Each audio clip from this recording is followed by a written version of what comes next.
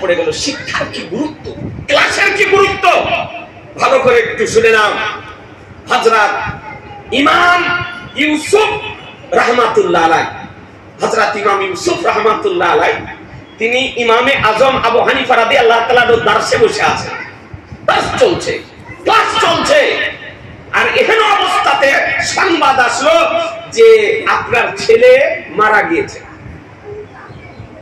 ইমাম ইউসুফ রাহমাতুল্লাহ আলাইহি ছেলে, তুমি চিন্তা করলে ছেলে মারা গিয়েছে, আমি যদি এখন ছেলের দাফন কাফনের জন্য যদি যাই তো আমার ক্লাসটা ছুটে যাবে, আমার ক্লাসটা ছুটে যাবে।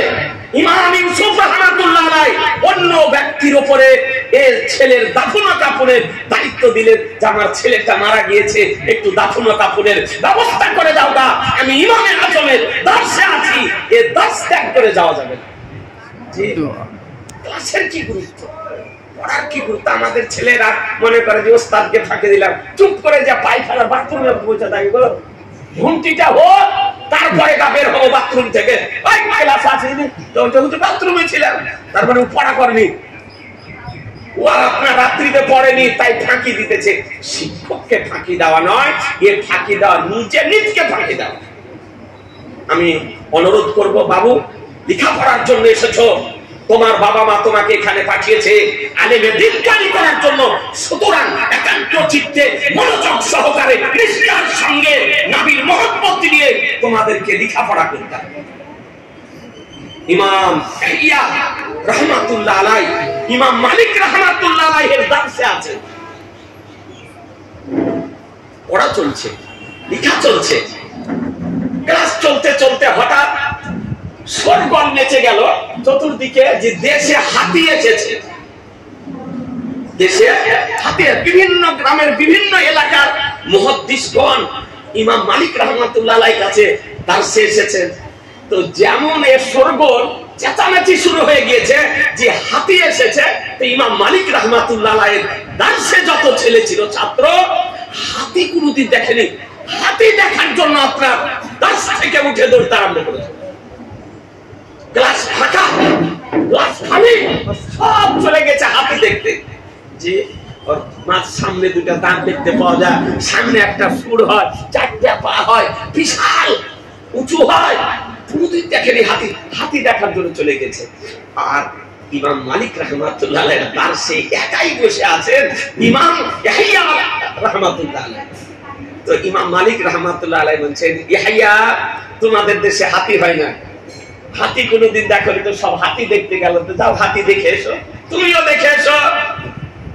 তো ইমাম ইয়াহইয়া রাহমাতুল্লাহ আলাইহি বলতেছেন, হুজুর আমি আপনার নিকটে হাতি দেখার জন্য আসিনি, কোরআন ও হাদিসের জ্ঞান লাভ করার জন্য এসেছি। সুবহানাল্লাহ। আপনাদের অনুরোধ করি, এ হচ্ছে শিক্ষার গুরুত্ব, এ হচ্ছে ক্লাসের গুরুত্ব, এ হচ্ছে ইলম লাভ করার গুরুত্ব। সুতরাং আমি সম্মানিত শিক্ষকদেরকে আদব এর সঙ্গে বলবো যে আপনারা দায়িত্বশীলতার সঙ্গে বাচ্চাদেরকে শিক্ষা দেন, কারণ এটা চাকরি নয় আমাদের। কেউ কি 4000, 5000, 7000 চাকরি করবে? এটা চাকরি নয়, এটা কি? এটা দ্বীনি খিদমত। আপনাকে আমাকে প্রত্যেক শিক্ষককে মনে করতে হবে যে এটা আমি নবীর গোলাম, নবীর খাদিম, তাই দ্বীনি শিক্ষা দিতেছি। দ্বীনি শিক্ষা মনে করে আপনাদের আমাদেরকে শিক্ষা দিতে হবে বাচ্চাদেরকে দায়িত্বশীলতার সঙ্গে, যেন ক্লাস যেন বন্ধ না হয়, এবং কিতাব মুতালা করে স্টাডি করে বাচ্চাদেরকে পড়াতে হবে, যাতে বাচ্চাদেরকে কিছু জ্ঞান দেওয়া যায়। ইলম এমন একটা জিনিস, আপনি যত ব্যয় করবেন তত বাড়বে, যত ব্যয় করবেন খরচ করবেন তত বাড়বে, আর মাল খরচ করলে কমবে, আর ইলম খরচ করলে বাড়বে। সুতরাং আমাদেরকে দায়িত্বশীলতার সঙ্গে দাস দিতে হবে, ছেলেদেরকে দায়িত্বশীলতার সঙ্গে ইলম লাভ করতে হবে। উস্তাদের আদব, পিতা অপেক্ষা শিক্ষকের সম্মান বেশি, পিতা অপেক্ষা শিক্ষকের সম্মান বেশি। এর সঙ্গে আমার সরকার আলা হযরতকে জিজ্ঞাসা করে, হুজুর পীর মুর্শিদ নবী উস্তাদ এদের হক বেশি না পিতা মাতার হক বেশি? তো আমার সরকারে আলা হযরত ইমাম ইশক মুহাম্মদ হুজ্জাতুল্লাহ ফিল আরদি শাইখুল ইসলাম ওয়াল মুসলিমিন আয়াতুম মিন আয়াতিল্লাহ মুআজিজাতুম মিন মুআজিজাতির রাসূল ইমাম মুহাম্মদ রাজা বলেন যে পীর মুর্শিদ নবী উস্তাদ এদের হক হলো বেশি। বলে কেন? বলে পিতা মাতার সঙ্গে হলো শরীরের সম্পর্ক, আর এদের সঙ্গে হলো আত্মার সম্পর্ক। আপনি মারা গেলেন, শরীরের সম্পর্ক নষ্ট হয়ে গেল, কিন্তু আত্মার সম্পর্ক নষ্ট হবে না। সুতরাং এদের সম্মান করতে হবে। সম্রাট আলমগীর আওরঙ্গজেব আলাইহির রহমান তার জীবনের জ্বলন্ত দৃষ্টান্ত রেখে গিয়েছেন। সন্তানকে লেখাপড়া করার জন্য পাঠিয়েছেন। স্কুলের বইও আপনার পড়ানো হয়, তো বাচ্চাকে রেখেছেন পড়ার জন্য। বাচ্চা ওস্তাদের কাছে পড়ে, ছেলেকে দেখার জন্য একদিন যেতেছেন, তো দেখছেন যে ওস্তাদ ওযু করছেন, আর ওনার ছেলে সম্রাট আওরঙ্গজেব আলাইহির রহমানের ছেলে পানি ঢেলে ঢেলে দিয়েছে, আর উনি ওযু করছেন। আর এই অবস্থাতে সম্রাট আওরঙ্গজেব আলাইহির রহমান গিয়ে হাজির হয়ে গেছে। তো ওস্তাদের দিলটা কেঁপে উঠল যে সম্রাট আর তার সন্তান শাহজাদা পানি ঢেলে দিচ্ছে, আর আমি ওযু করতেছি, হয়তো আমাকে শাস্তি দেবে, হয়তো আমাকে অ্যারেস্ট করবে। মনের দিক থেকে আতঙ্কিত সম্রাট আওরঙ্গজেব আলাইহির রহমান তিনি সব দৃশ্য দেখলেন। দেখার পর ছেলেকে বলতেছেন যে তুমি পানিটা ঢেলে দিতেছ, তো হাতখানা দিয়ে ওস্তাদের পাটা ধৌত করিয়ে দিতে পারছো না। কথা বুঝছেন? সত্যি তুমি সম্রাট, বাদশাহ, জাহান। আজকে আলমগীর এ বেরাদার আপনাদেরকে বলবো, এ হলো ওস্তাদের আজকে আদব খিদমতের একটি সূত্র।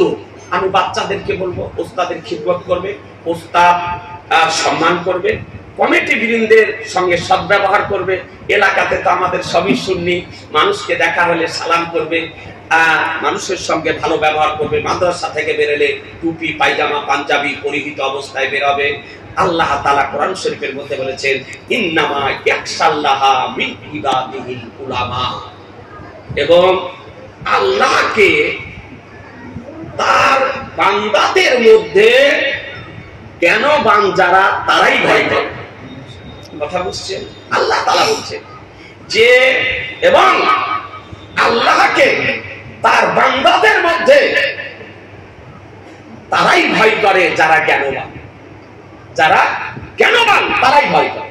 সুতরাং আল্লাহ তাআলা আরো বলেছেন, মুফতি শাহাবুদ্দিন সাহেব একটা আয়াতে কারিমা পড়েছিলেন, হালি ইয়াস্তাবিল্লাযিনা ওয়াল্লাযিনা লা ইয়ালামুন, কে কি জ্ঞানী আর অজ্ঞানী কি সমান?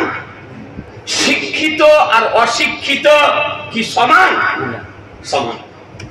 আল্লাহ তাআলা কোরআন শরীফের মধ্যে আরো বলেছেন যে ওমা ইয়াস্তাবিল আমা ওয়াল বাসীর, কে অন্ধ আর চক্ষুবান কি সমান?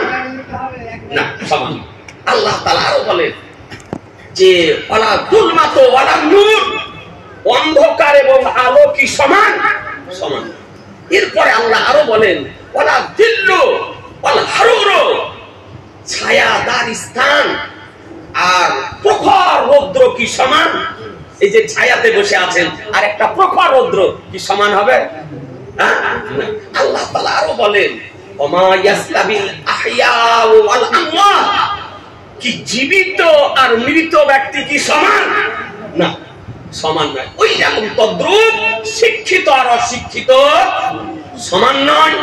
যদি শিক্ষিত হতে হয় তবে আল্লাহকে আপনি জানতে পারবেন। এই জন্য শেখ সাদী রাহমাতুল্লাহ আলাইহি বলেছেন যে বেইলমি না তাবা খোদারা সানাত, যে অনভিজ্ঞ ব্যক্তির পক্ষে আল্লাহকে চেনা সম্ভব নয়। আল্লাহকে চেনার জন্য জ্ঞানের দরকার। সুতরাং আল্লাহ তাআলা যেন আমাদেরকে কোরআন ও হাদিসের জ্ঞান